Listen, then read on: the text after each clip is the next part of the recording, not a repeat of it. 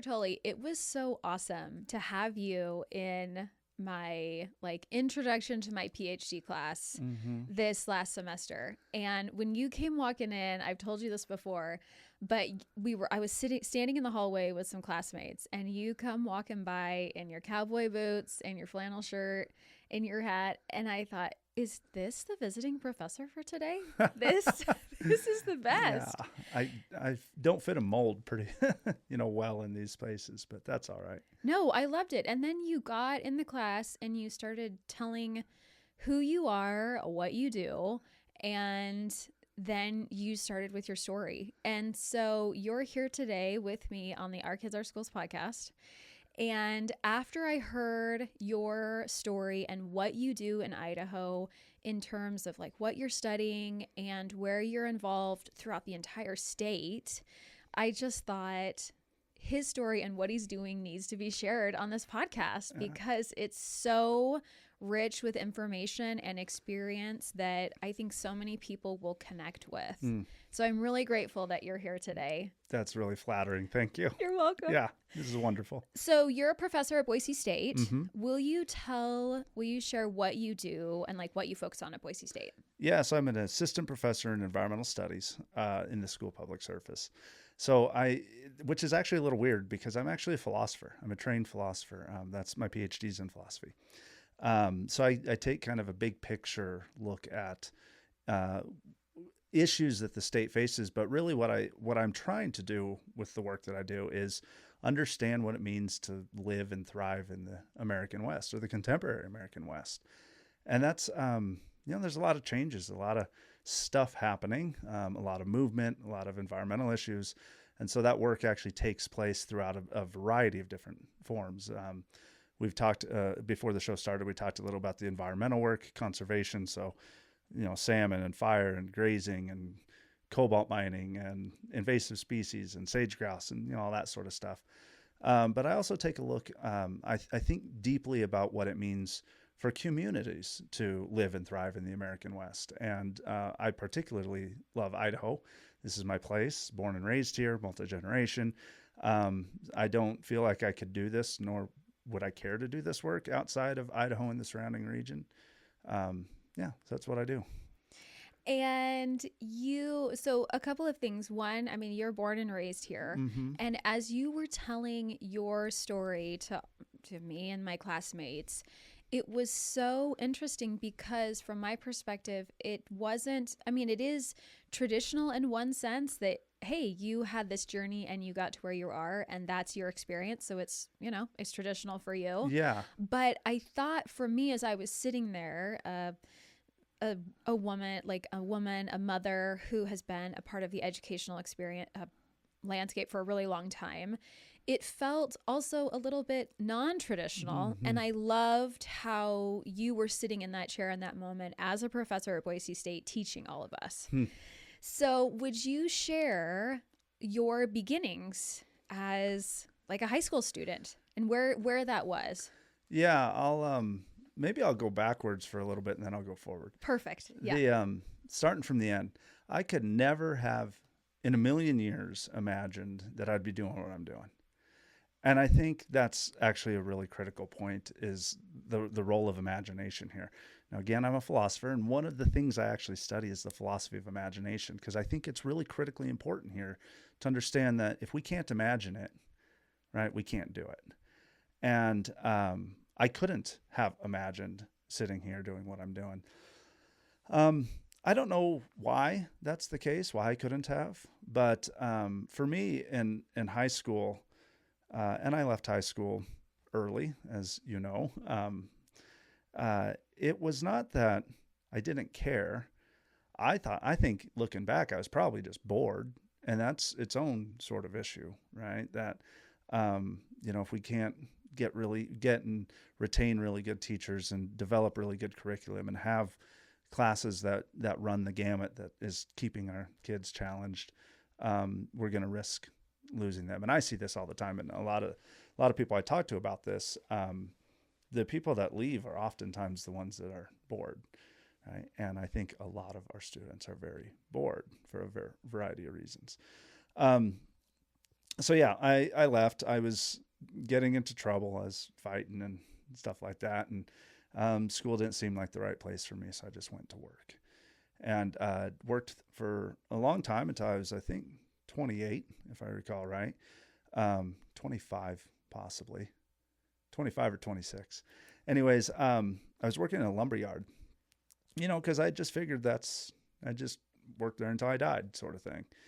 And, that was 2008, and something big happened in 2008 that I'm sure we all know about, is the housing recession. And that kind of made me rethink what I was doing and what my career trajectory was and what I wanted to do.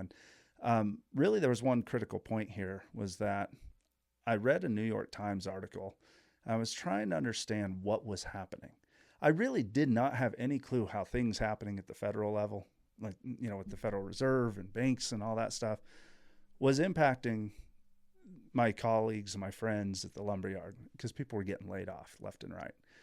I had no idea. And so I read a New York Times article, and I remember thinking, I don't understand a lick of this. None of it. I couldn't understand anything. And I thought, I must have spent 2 weeks thinking to myself, God, I am dumb. Right? Like, I just couldn't get over the fact that I was just so dumb I couldn't read this article. And so, we had talked, CWI opened in 2008, I think, is when their cohort came in. And I believe it was 2009 that I enrolled in a community college, and I loved it. And then I went over to BSU, and then I did a master's, and I was like, this is great. So I ended up doing a PhD, and now I'm back here. And now you're back here. It's an awesome story. I really do love it. And prior to us having this conversation here, I looked up a few different things, because to me, there were a few critical moments in your story that I think are really valuable for people in Idaho to know and be aware of. And one is the statute for the age in which Idaho requires kids to be in school. And Idaho is not alone in this statute. I looked it up, and there were about, I think, 25% of the states in the United States have this same statute. And that is that Idaho requires students to attend school from ages 7 to 16. So after kids are 16, they can unenroll themselves in school. They actually don't need mom and dad's permission to do that. Yeah. Which maybe we don't want our high schoolers to know. Yeah.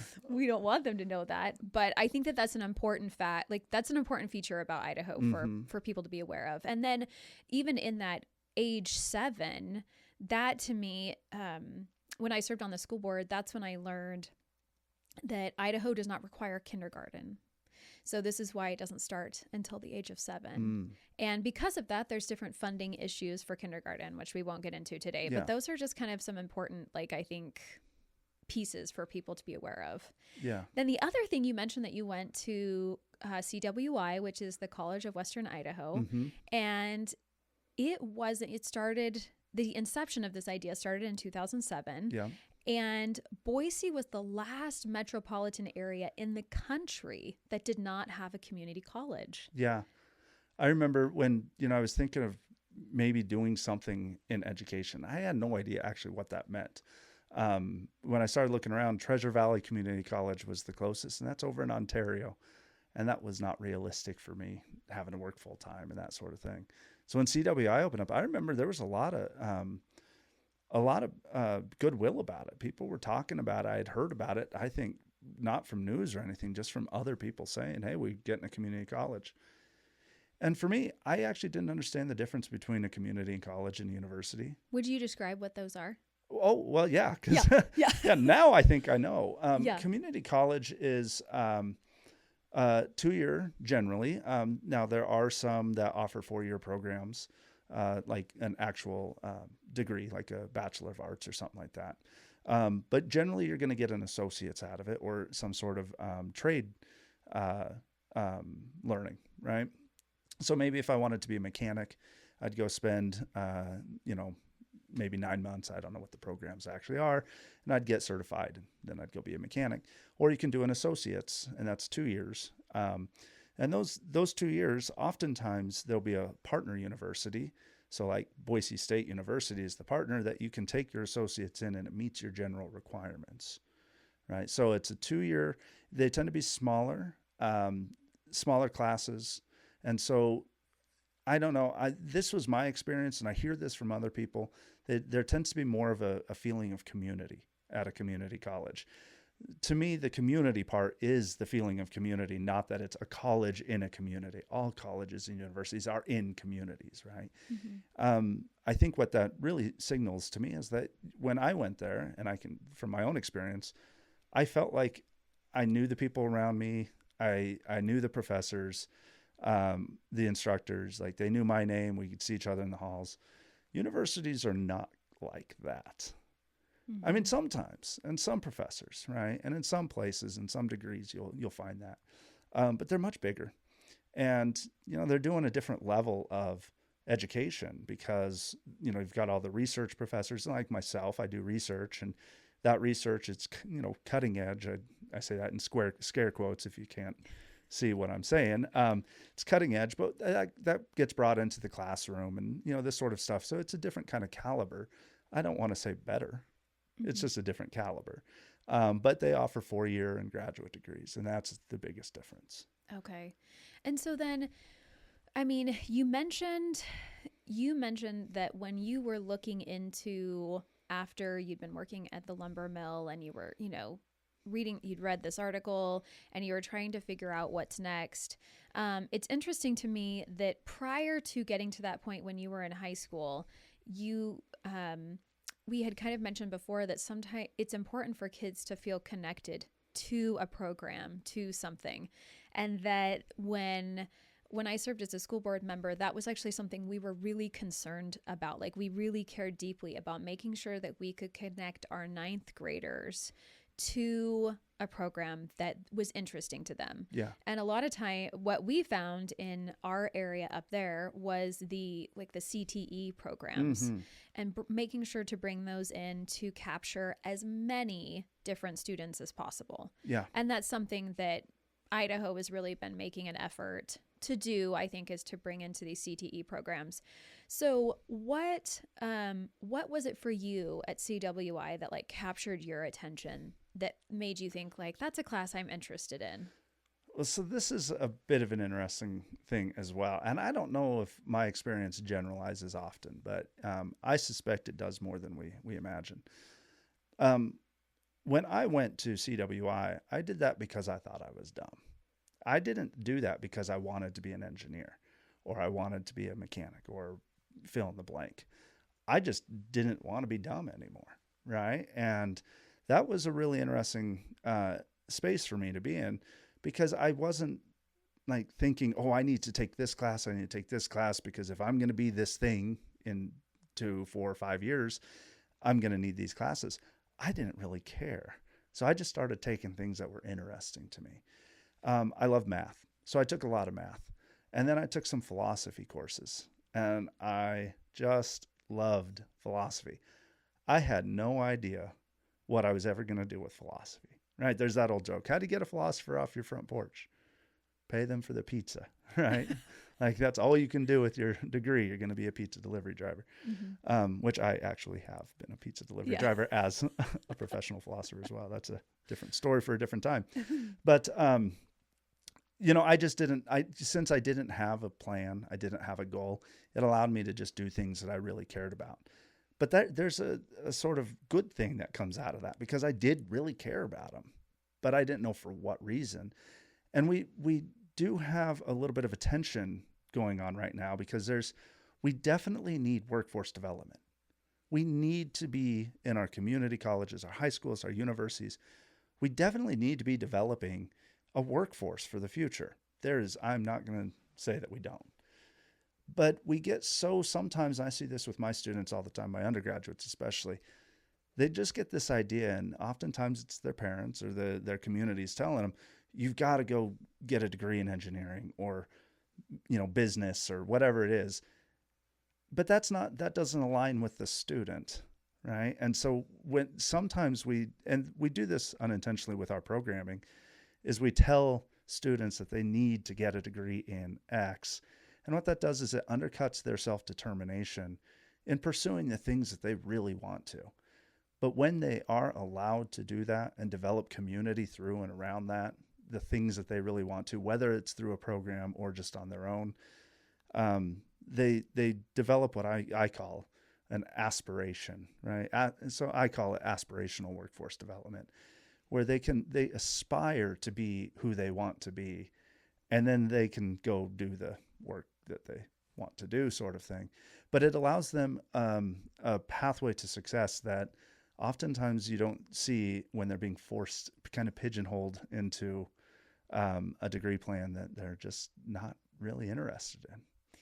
So that's super fascinating. I'm curious, how do you think parents, educators try to tap into that aspirational career like development? Yeah, that's hard. That is really hard. You know, especially university, it's an investment. It's not cheap, and I understand that, and that's its own kind of problem right there. But when you know you're paying for it, you want to get something out of it. And oftentimes we start thinking of this in terms of like ROI, like what is my return for this investment? And so, you know, when parents have their kids there and they're like, oh no, you've got to keep doing this. You know, engineering is good jobs and pays well. And this is nothing against engineering. We need engineers, and I, you know, love those people that can do that. That ain't me.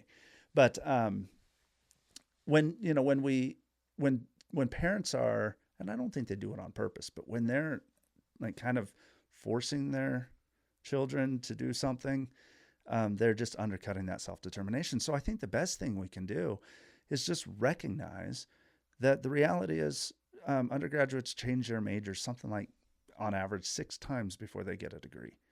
They're exploring. They're trying to figure out who they are. And when they figure out who they are, they're going to be successful no matter what, right? But just be okay with that. Understand and support them in these changes instead of being like, are you ever going to make a decision, right? Or like I've heard in my own life, like, why would you ever study philosophy? And that was just, it was never really okay. Like, we don't understand why you're going to do that thing. And, you know, my answer now would be like, because I love it. That's why. Yeah. Is that not enough? Yeah, right. Exactly. So you said something that was really interesting that brought my mind to this moment with one of my kids. So I've got 4 kids, and my oldest has always been very driven. He's got lots of ideas through his high school years. I think I want to do this, and just interested in a lot of things, very vocal about it. And now he's off in college doing his thing and having a great time. Well, one of my teenagers is but much more like methodical about what he's wanting to do and not quite sure. And when we ask about what kinds of things are you interested in, right? Not trying to pinpoint a profession, but more of an interest. That's even a little bit challenging for him to articulate as well. Yeah. And it was interesting because he just took a bunch of he's taking a college biology class this year. Okay. And he's a sophomore. And he has been talking about how much he enjoys this class. And so I've been asking him things about, you know, what is it that you enjoy? Is there something in here, right? And we're having these conversations. And I had this like aha moment as a parent where as I was talking with him, I said, this is a data point for you to note that you are interested in biology right now. That's good. And you don't have to know anything else. Yep, that's exactly right. This is a moment for you to just recognize, hey, I like biology and I'm going to keep moving through this stuff in high school and maybe make some decisions based on some of these interests that I have. Yeah. Yeah. I started talking that, I couldn't have imagined doing what I'm doing now. And I think there's something else there, even, in high school or, even younger, I think. When people are having a hard time figuring out or articulating what interests them or what they want to do, I think a lot of that is because they can't imagine what they could do. Right? It's if they could imagine what they could do, then I think, something out there is going to kind of drive them, but they can't imagine it. And until they can, they can't make that decision. They can't tell you, oh, I want to be a riparian ecologist. right? Like, oh, what is that? Right? What is Yeah. a riparian ecologist? If I can't imagine what that is, I can never tell you I want to be it.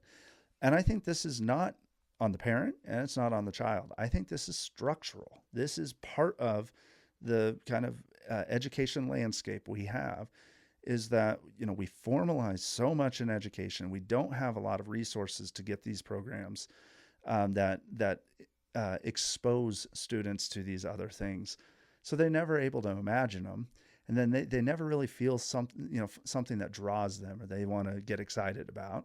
And so they just kind of him and haw as they go through. And oftentimes they end up leaving school, whether it be high school in my case, or a 4 or 2 year university or a college, which has its own detriment because, Lord, they don't leave the debt. They just leave. They leave with debt, without a degree that to show for the debt. So that's really dangerous. But I think that a lot of that is because we have not structured an education system that really helps students and kids imagine what they could do and what they could be at all. Yeah. And to kind of elongate that idea, it's interesting because I heard, might have been in my master's program, this idea, we were talking about the future of education, right? And just what education will look like in the future, and even for adults, particularly as we were discussing, and more online options, because this is much more conducive to our lifestyles to have offerings online. And as we were having some of these conversations, some of it centered around the idea that if we were to look at 2023, and we know what jobs there are today in 2023. Yeah. But then we were to go all the way back to the 80s when I was a kid, and I think you were a kid in the 80s too. Yes. That these jobs did not exist actually in exactly. the 80s. So there's no way for us to have even thought, I mean, maybe some people were thinking about it, but just to even try to make that gap between those 40 years and the imagination that is needed. And I remember when my oldest was like 6 or 7, and he was talking about some of his invention things that he was thinking about for space and all this kind of stuff. And I remember as a mom, I was a little bit more practical, and I was just thinking like, oh my gosh, is my kid a nutty here? Like, I don't want him to go off into Neverland. But then as I learned a little bit more as a mother, I thought, gosh, if I were to have squashed someone else's dreams in the 80s, would we have some of the things that we have today? Yeah. Like, to your point, it's so important for kids and adults to be able to experience and grow and live within their imagination. Yeah, I think that's right. And I'm glad you brought up that in the 80s, we could not have imagined the jobs that exist today. And that's one of the dangers of workforce development. Right? When we're saying, here are the fastest growing industries right now, computer science, nursing, and these are some of the fastest growing industries in Idaho. So we need to develop a workforce for these industries. We can't even predict remotely what jobs are going to be in 15 years. And especially with the rate that technology is changing now, and who knows what AI is going to do. That's already doing a lot to computer science right now. Why would we narrowly focus on training for jobs that may or may not even be, exist in 10, 15 years?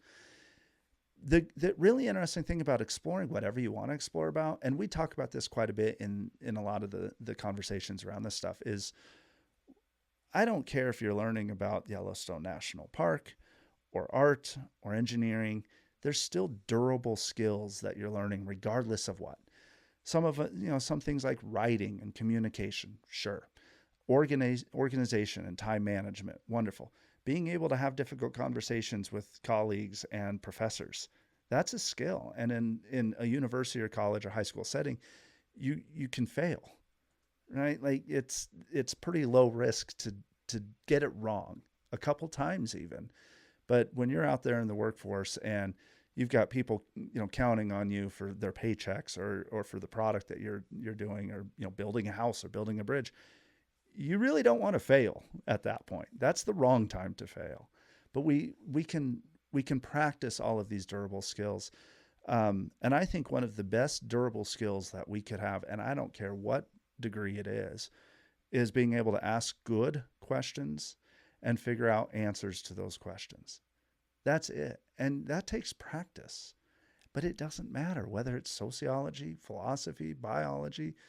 It doesn't matter. You're going to learn how to do that one way or another.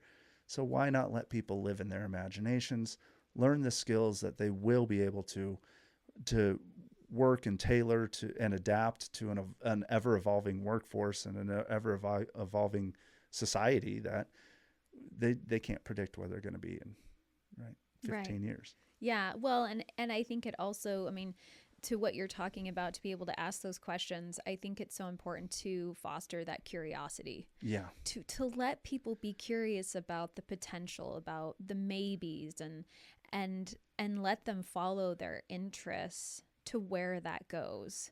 I keep talking about my oldest. He followed Elon Musk for quite a time, and I know that's like a controversial name sometimes now. Yeah, fair enough. Yeah. But when he did like that SpaceX stuff and talking about being on Mars and all of these things, and the projection into the future, and as my son has gone through some of his educational experiences, he's like, I think we are going to make it to Mars one day, and they're going to need a biologist for that. And what if I really kind of pursued my own interests here and in aligning with some of these ideas over here? And there's a possibility one day that I could be someone that is a part of that. Mm-hmm. And I feel like what he's doing is fostering his curiosity, his imagination, and his interests, and allowing that to grow in the area that he... Yeah, I think they call that xenobiology, I think is what it's called. Yeah, but it's actually a thing now, right? I have no idea. Like studying the biology of space sort of thing. I'm not really sure. But yeah, I'm not either. Yeah. Like, we joke in my family that I'm not that scientist. Like, that's my husband. Those are some of my other children. They're like, really, we joke that they come and they tell me some things about science, and then I'm like, well, that doesn't align with what I understand about the world. And then they give me this like, oh, Mom, you're such a nut. I'm like, yes, it's true. I know. I'm okay with that. Okay, so the next part that's really interesting to me was that you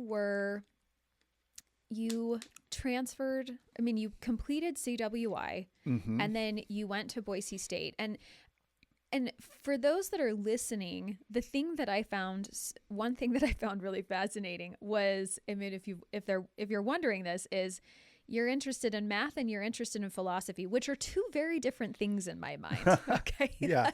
Like, they're two very different things. And so did you feel like you had to choose one and then you continued on at Boise State? What was that like for you? Well, they are very different. There are actually is a lot of similarities too. So it's not surprising. Now looking back, it's not surprising. I was really interested in both of them. But luckily for CWI, and this is something I didn't know, it was just accidental, but they both were under the liberal arts associates. So I could get an associate's in liberal arts. And I had no idea what that meant. But it was a degree, and I was proud of it, right? Like, yes. I'm not dumb anymore. Look, I have a degree, that sort of thing. And so I could take philosophy and mathematics and work towards that degree. And that degree works really well to just come over to a university. And I don't recall off the top of my head, but I kind of think that I was actually dual enrolled maybe for a semester in 2012. Maybe 2011, BSU and CWI at the same time, because I was running out of classes to take at CWI. And so I just started at BSU. But it worked seamlessly to get over to BSU. It was difficult for me to make that transition because I was used to the community at CWI. BSU, I did not feel that community at all. I really... think about the kind of the challenges that a lot of rural, but also just other populations, other students that come into a university that really was not made for them, right?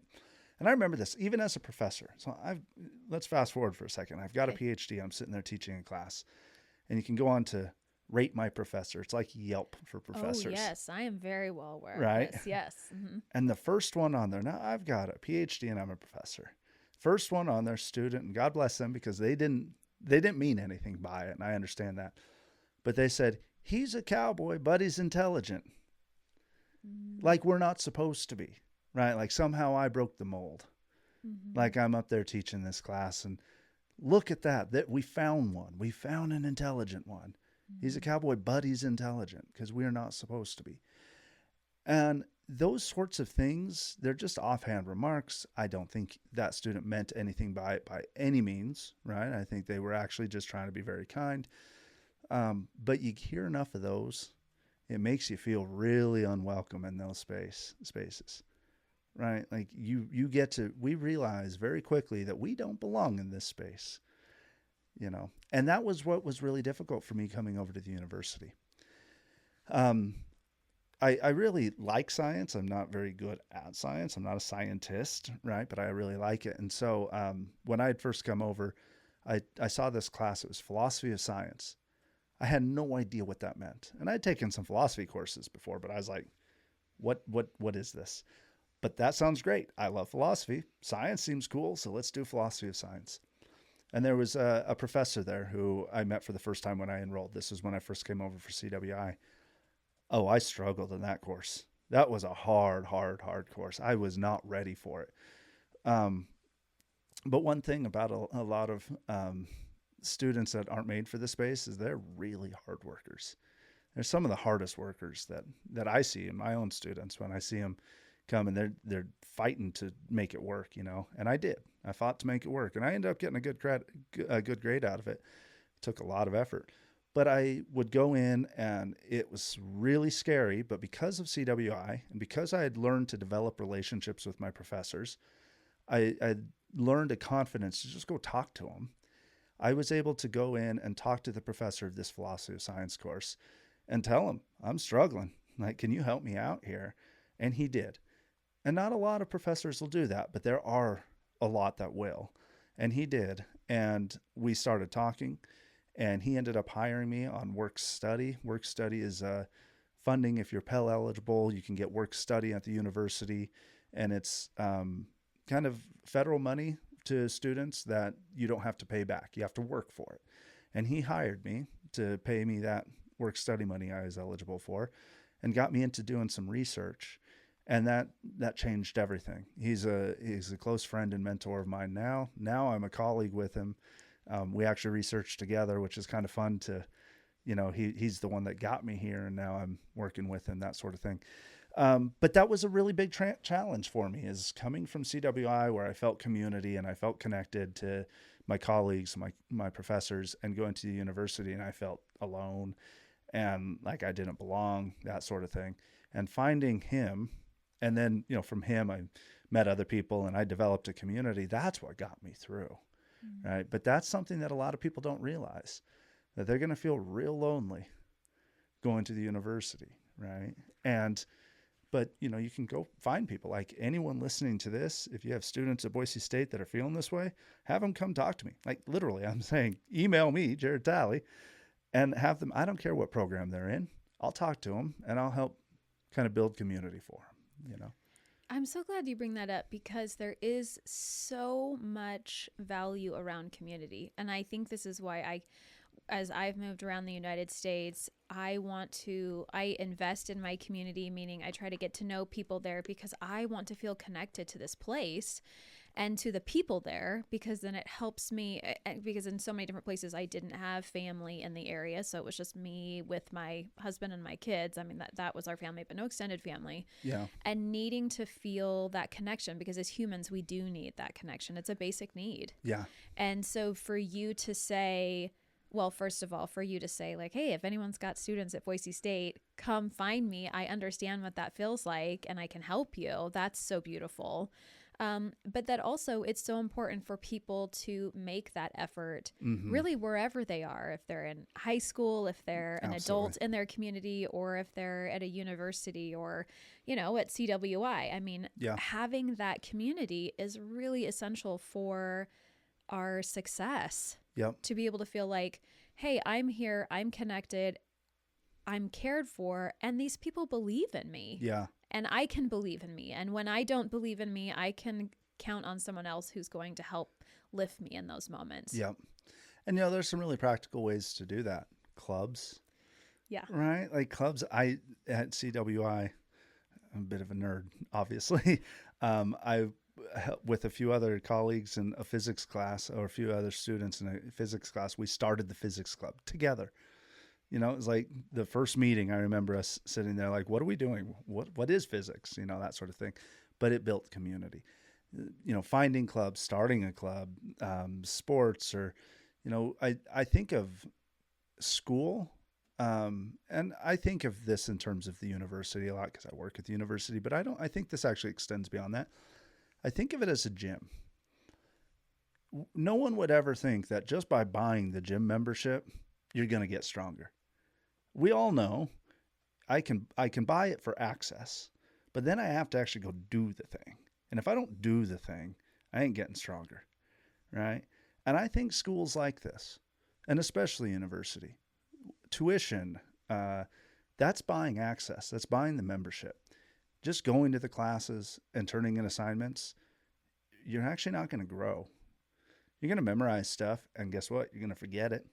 I don't remember half the things I learned in all my college classes, right? You take a test on it, your brain's really good at dumping it because it knows it doesn't need it anymore. But what you're doing is you're paying for access to the clubs, the talks, the professors, the community, the other students, develop a study group, this sort of thing. And that's using the machinery in some sense as the gym. And if you use it, you are going to get stronger, right? But if you don't, well, you're going to have a piece of paper that doesn't really mean anything because anyone in an interview is going to see right through that you actually didn't develop any skills. You got a piece of paper, but what is that? That's a really awesome analogy. I've never heard that before. Yeah, it works out pretty well. Yeah. Well, it's a great visual. I mean, it's a really fantastic visual to be able to see. And to your point, you've got to go in there and use that. You've got to, like in a gym, you've got to go understand how to use those different machines, understand how they impact our muscles and move around. And while you're there, maybe you get to know people, right? In the process. And that's the same for our universities. And I would say that's the same even in high schools too. Mm-hmm. I've spoken to some principals who say a kid actually has to work really hard not to be connected to so many of the different offerings that we have here. And when I look at some of our high schools here in Idaho, I see that there are places for them to be connected to people. And ultimately, I mean, just this last month, I had a friend on and we were talking about teenagers and teenagers really want to belong. Yeah. Everyone wants to belong, not fit in. Fit in is like the counterfeit to belonging. Of course. Yeah. We want to belong somewhere. And we belong, to your point, by developing a community that's meaningful for us. Well, and this is, I think, really a critical point. I see the students that I see that come from rural communities understand belonging, right? Rural communities are about community. That is, period, what they are. They're small communities. Those schools, like what you're talking about with the principals, you have to really work hard to not belong to that community, right? That sort of thing. And that's part of why they struggle the most coming into like a university because, then they don't have that. They have to actually actively develop it.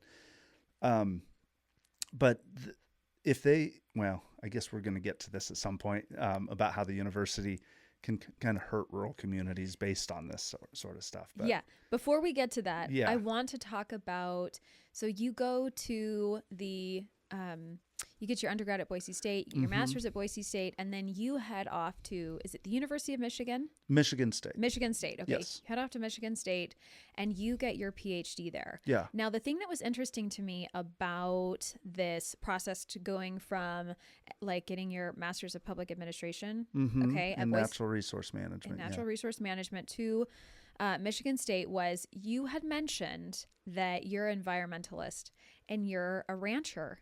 And you're like, I really love the land. Like, we love the land. Absolutely. But environmentalists don't view ranchers in that way. Yeah. Or farmers. And we have a lot of ranchers and farmers and people who like work the land here in Idaho. Absolutely. And so it was like such this, I can't exactly remember how you described it, but almost it seemed like like they contradicted each other. Yeah. For you to be a rancher and to go in and study environmental studies. Yeah. Well, first of all, I'll say I don't know that I would ever call myself an environmentalist. Okay. And that's not a bad thing. Like I do think I could call myself an environmentalist, Okay. but it comes with all sorts of things. Okay, so good I clarification. really care about the environment. I Okay. really do. And a lot of people in working lands careers, and whether that be ranching or farming or forest or logging or mining, a lot of them do care about the environment more than people give them credit for. Like it's truly their livelihoods. Now they care differently. I mean, what the environment is not a stable concept anyways, but that's not the point of our show. But yeah, I did have to hold these things in contradiction. In environmental philosophy, it tends to be really environmentalist. And like I hate that I'm using that word, but just to make it easy to think about, wilderness and protecting everything all the time. And I would prefer to protect as much as possible, as often as possible. But the reality is, like, we need to eat. We like our cell phones. We like living in wood houses, right? This sort of stuff. And we can do these sort of activities that connect us to our to connect us to nature, food production, lumber production, that sort of stuff, I think is a really interesting environmental ethic. Anyways, but it's not one that gets taken up in philosophy very often. And so I was kind of a weird person in this place. Like I'm myself a juxtaposition in a philosophy discipline. But I think that's a side of learning. It's a place where I could really learn a lot because no one else is doing it. Right. So. That was just so interesting. I mean, I just loved when you had mentioned that in class. That image for me was, I just really enjoyed that. This is cool. Okay, so then you go from Michigan State and you come back to Idaho, Mm-hmm. and you, at this point, get connected with the STEM Action Center. Yes. Yes, and the STEM Action Center, I looked this up because I think I'd heard it maybe on a couple of social media things that I follow. They had some events, but I didn't really know what it was until you had mentioned it. So the STEM Action Center was during the 2015 Idaho legislative session, created by a small group of legislators, education leaders, and industry partners. They began a STEM caucus that led to legislation creating the STEM Action Center, and a House bill that was passed into law into 2015. So what did you do with the STEM Action Center?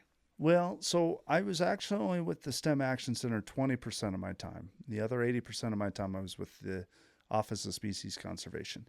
Both of those offices, both STEM Action Center and OSC, Office of Species Conservation, are offices under the governor's office. So they're in the governor's office, kind of like, I don't know, minor offices in the larger office. And I had applied for a fellowship that we have here in Idaho. It's a partnership between the three of the universities, Boise State, Idaho State, and University of Idaho. It's called the Idaho Science and Technology Policy Fellowship. And it's for people that have just recently gotten their PhDs. It pays them for a year to go work with a state agency, both to learn from the state agency about the policy process and all that, but also to help them, because, you've got a lot of education. You can maybe help do stuff.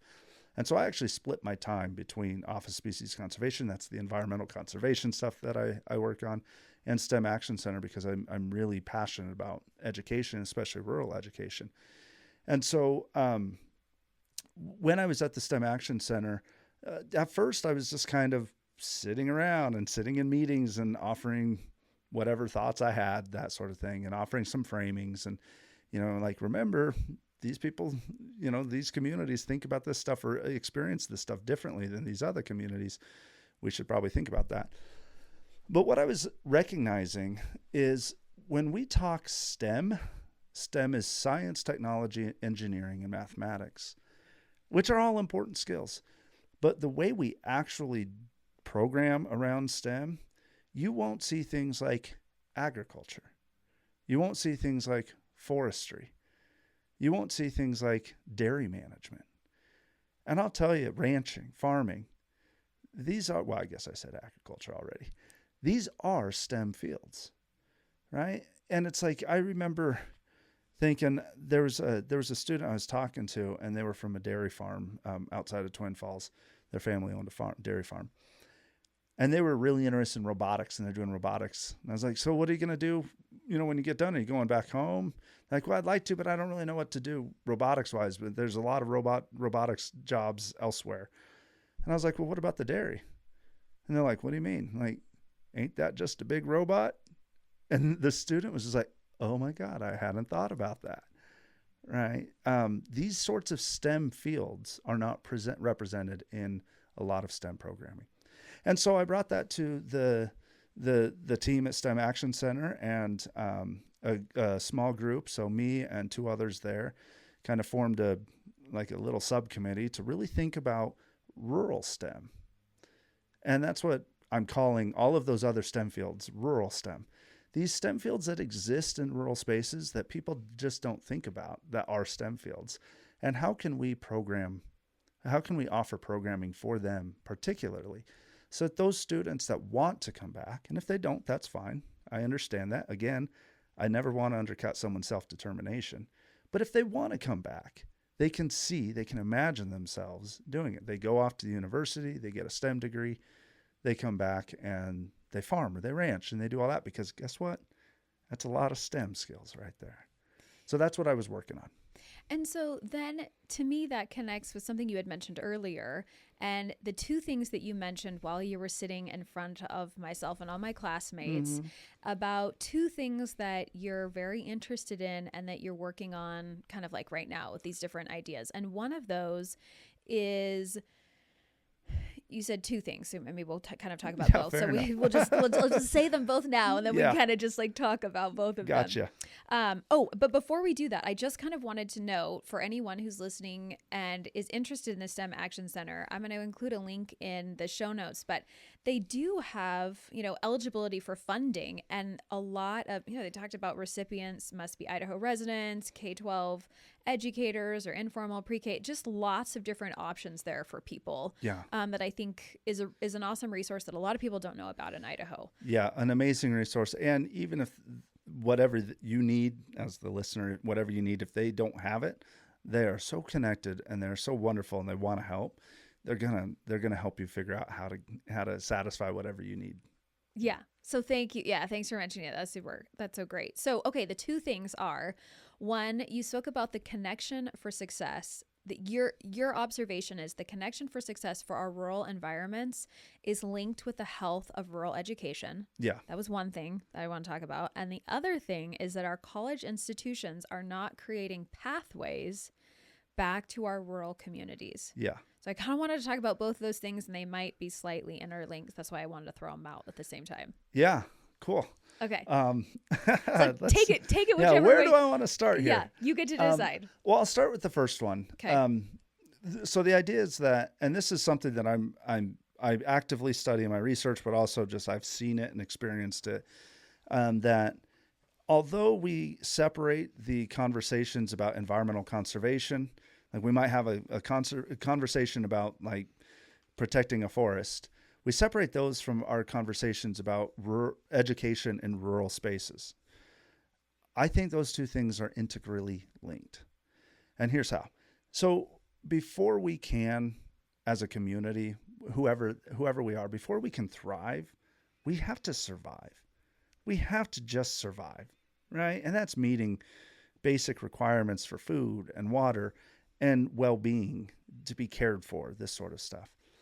And in a lot of rural communities right now, to survive, they need kids, right? If they lose all their kids, they ain't surviving. And that'll take them down real quick, right?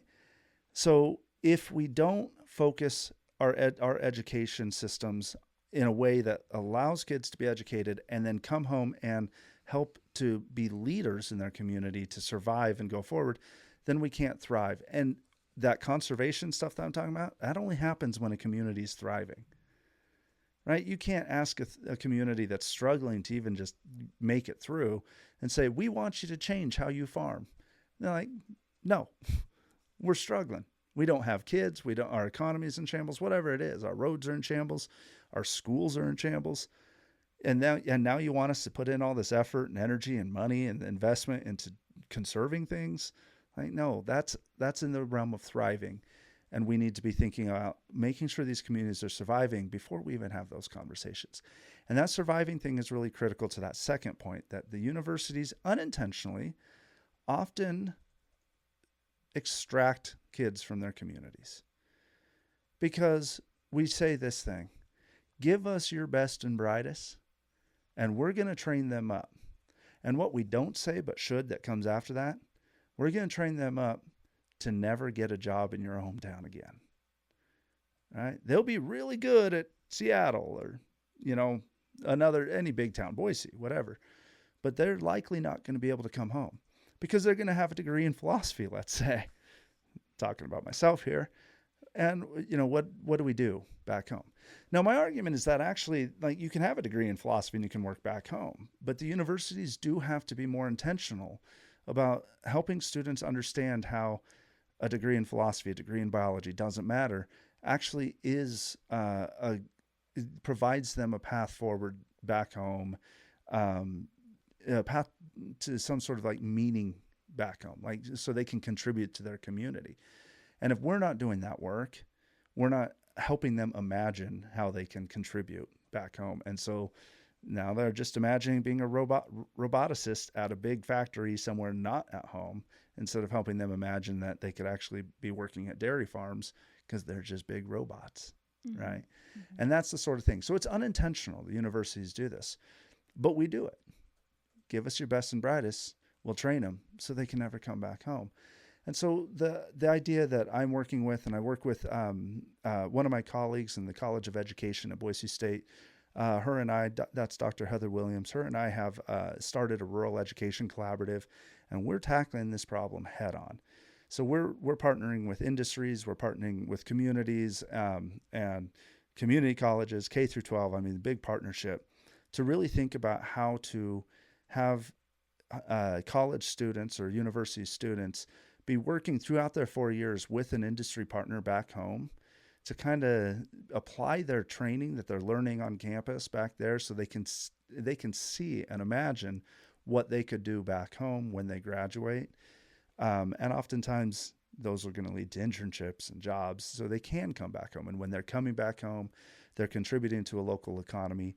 They're contributing to the community.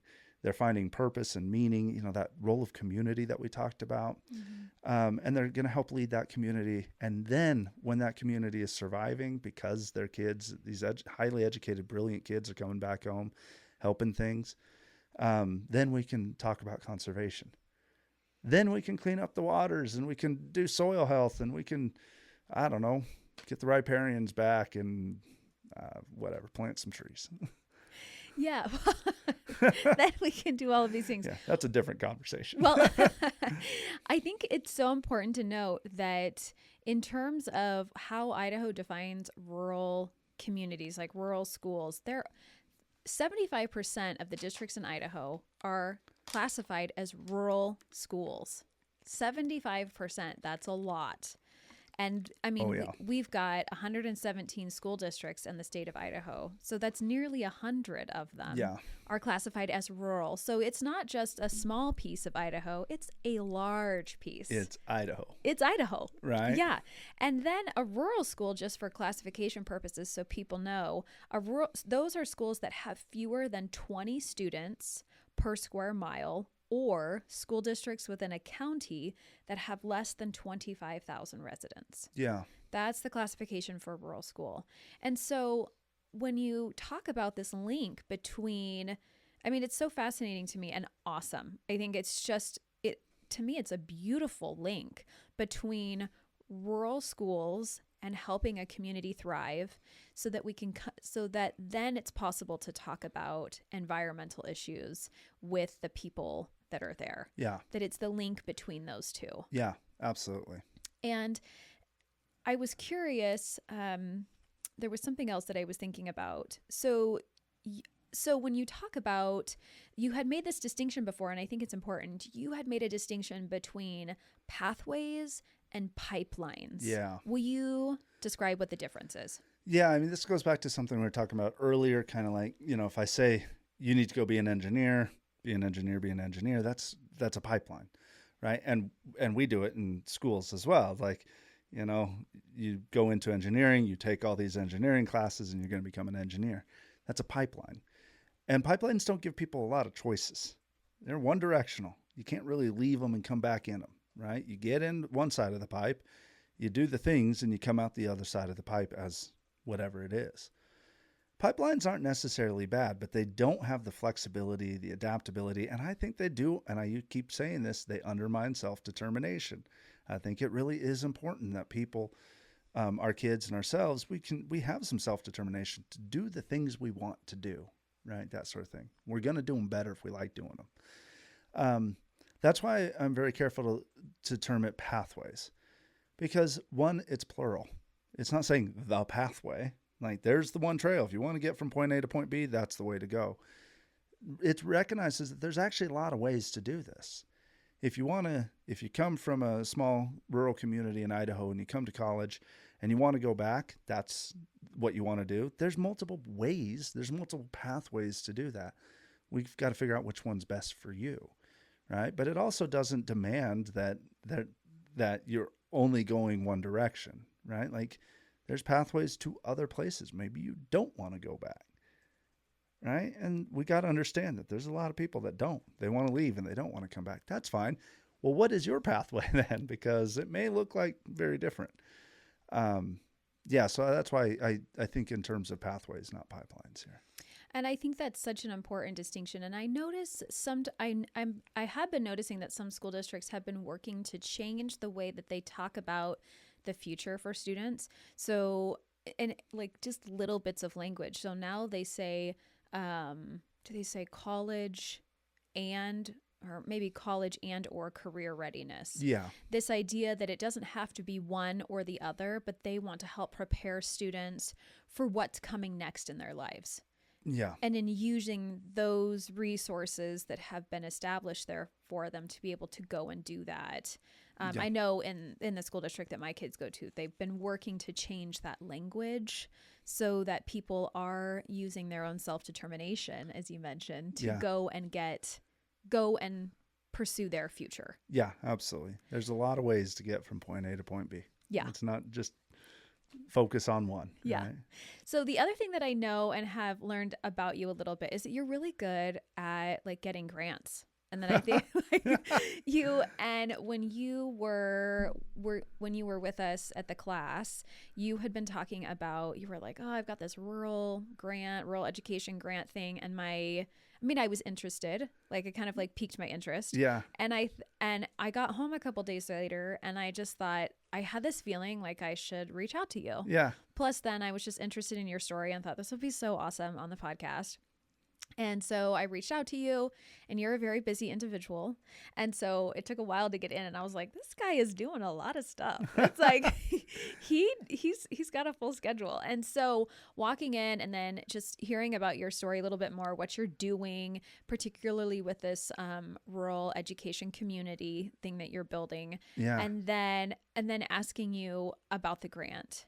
And then it was so cool for you to say, well, actually, like I've been thinking about how I need to find someone for this grant, and then you walk into my door, Alexis. Yeah, it was very kismet, wasn't it? Yeah, it was. It was so cool. So will you describe the grant? Like, I acknowledge that you say, oh, the grants by nature are a little bit vague, but do you mind like sharing what that work is going to be like or the ideas around it anyways? It's actually not my grant. Oh, okay. It's part of a much bigger grant in the state of Idaho. It's called an EPSCoR grant. Okay.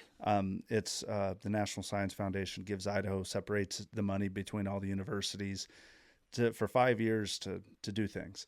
This one's on the energy water nexus. So thinking about how water and energy production are connected. When I was at the STEM Action Center, I had been talking with this gentleman, Bill Ebner, who's faculty at College of Southern Idaho in Twin Falls.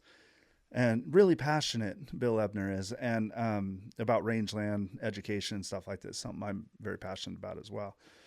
And I was on a meeting with him, and he was meeting with the EPSCoR staff, and they were all kind of coming up with ideas like, what could we do, blah, blah, blah.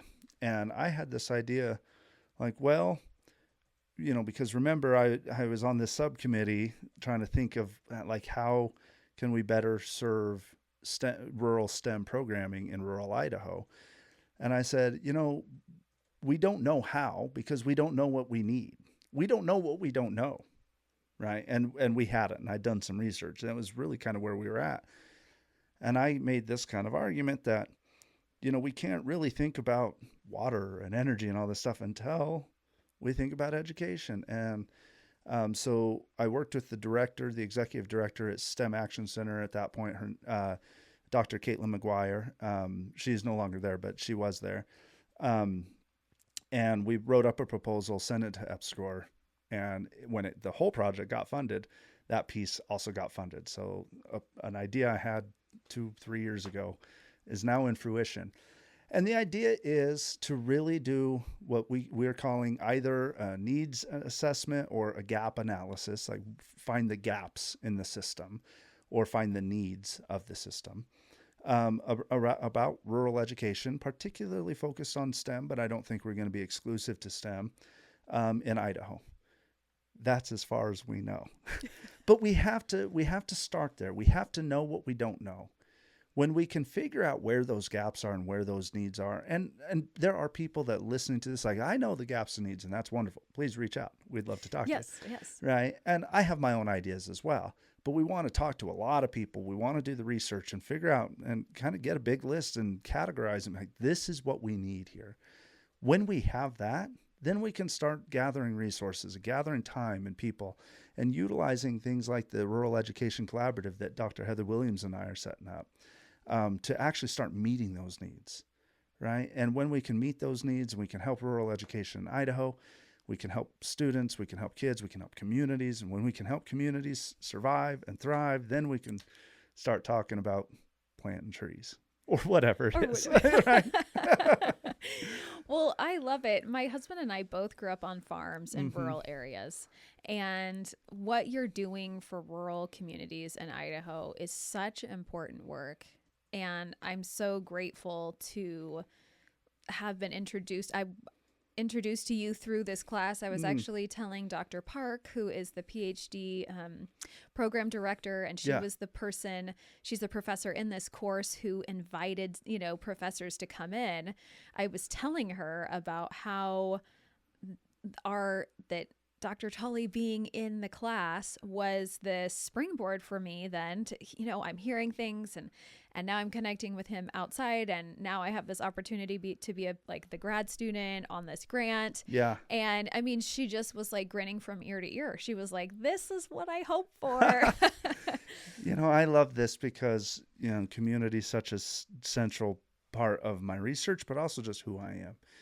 As you get to know me, you'll know that I love community. And, Dr. Sang-Hee Park, I took a class from her when I was in my master's. I think it must have been 2015, something like that. Took a class from her. And now I'm going back in as a colleague and helping her out. And that's part of community. What I mean? So it's just, to me, it's just the way it works. Right. And it does not surprise me at all that you walk into the office and like, well, this makes sense. Yeah, I love it. So I end every podcast with 2 takeaways. Fair enough. So my friend suggested it a while ago, and I thought, I actually really like that. That's so awesome. So if you don't mind, I'll share one. Okay. And then if you share one takeaway from the episode, it would be great.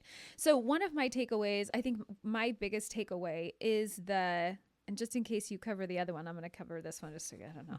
But if you don't cover the other one, I'm going to bring it in. 3 takeaways. 3 takeaways. Yeah. But I think my biggest takeaway is the need for imagination, to be able to allow students at whatever age that is, right? If they're in our K-12 system, our college system, and then even adults, right? At whatever age, imagination is such an important process of the future, of living in the now and looking towards the future. That if we don't allow ourselves that freedom to believe and imagine, then we're really limiting the possibilities to come. Yeah, I think that's wonderful. So now I have to come up with a takeaway, huh? Yeah, I do. Yeah, if you Okay. would. Yeah. I think maybe it's not so much a takeaway. Maybe it's just, anyone who's listening to this, like the thing that I would really like, if you don't remember anything out of this, here's what I'd like you to remember. Yeah. We are in an increasingly complex world.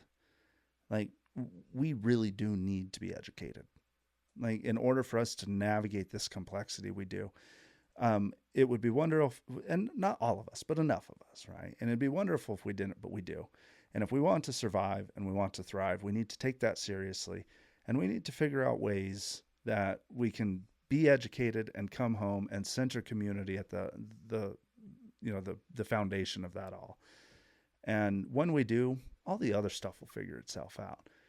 But we can't thrive until we survive. And education is part of survival at this point. I love that. And you really did hit that third one for me, which was community. I feel it's so fascinating because when I think about what this podcast is for me, like Our Kids, Our Schools,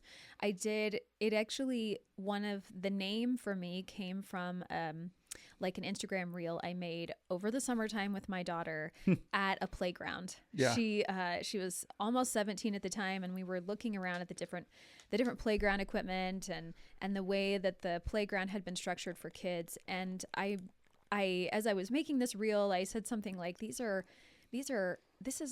our kids. These are our schools. This is our community. These are our community kids. And that's kind of where the name came from for me. And community is such an important part of the process.